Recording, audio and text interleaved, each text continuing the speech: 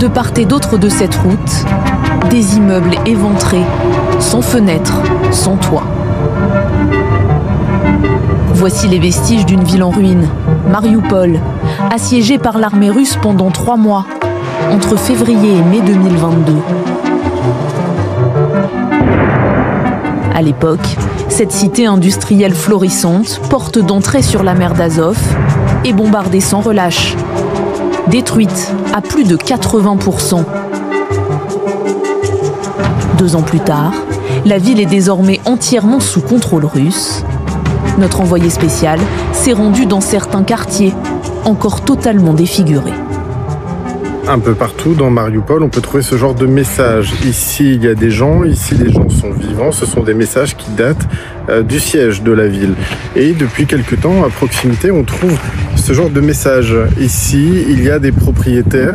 C'est une façon pour les habitants de Marioupol de signifier à d'éventuels acheteurs russes qu'il n'y a rien à trouver, que même si la maison, d'ailleurs, qui est derrière moi, est quasiment totalement détruite suite à des bombardements, eh bien, elle n'est pas à vendre, le terrain n'est pas à vendre.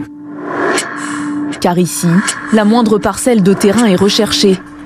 Depuis la fin de la bataille de Marioupol, la Russie souhaite faire de la ville un symbole de sa conquête du Donbass. Pour ça, Vladimir Poutine a mis la main à la poche et a construit partout des immeubles flambant neufs, comme pour tenter de faire oublier aux Ukrainiens le siège russe qu'ils ont subi. Il y a 1 an, nous avions rencontré Irina.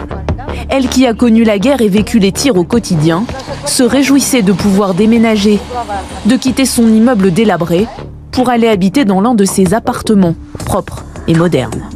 On nous a attribué un appartement de 24 mètres carrés plus grand que l'ancien. Tout ça gratuitement. C'est un appartement neuf, les travaux d'intérieur sont déjà faits, la cuisine est équipée. Il y a une cuisinière électrique et un évier. Il n'y a plus qu'à l'aménager. Un logement qu'Irina et son mari, de nationalité russe, peuvent occuper sans payer de loyer. Alors ils saluent la générosité du Kremlin. C'est la Russie qui a construit tout ça. Nous sommes reconnaissants. Ils n'ont pas laissé tomber leur peuple. La guerre, c'est une tragédie, mais ils nous aident à retrouver une vie normale.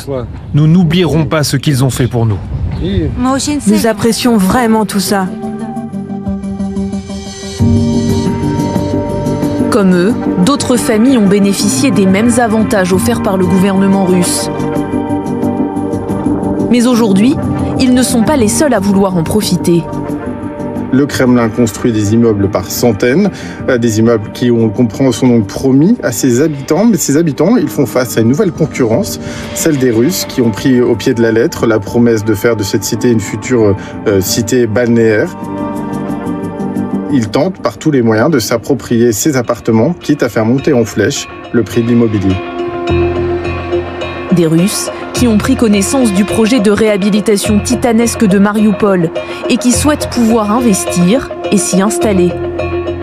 D'après ce document que nous nous sommes procurés, le Kremlin envisage de faire de la ville une vitrine avec un port de plaisance. Et en lieu et place de l'usine Azovstal, une vaste plage touristique. L'objectif de Vladimir Poutine est clairement affiché, faire en sorte que d'ici 2035, 500 000 personnes russes vivent ici. Il ne serait aujourd'hui qu'un peu plus de 210 000.